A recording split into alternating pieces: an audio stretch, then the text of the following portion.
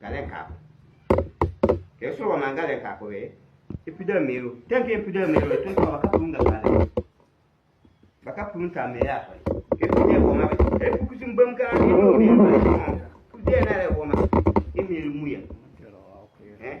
ku de woma e mero muya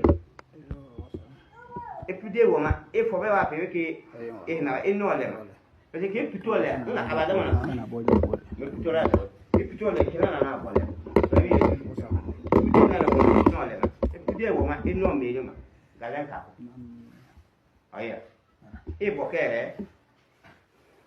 e puda mero anaga amun ka bigire yaro amba do torma fure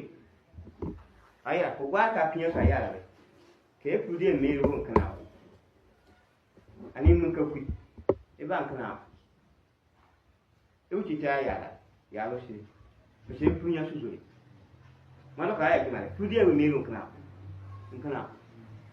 uti taya ya do shi je meru fari ya ne kya kike pude meru fuku pum braka aya ani mun kan gire ya sa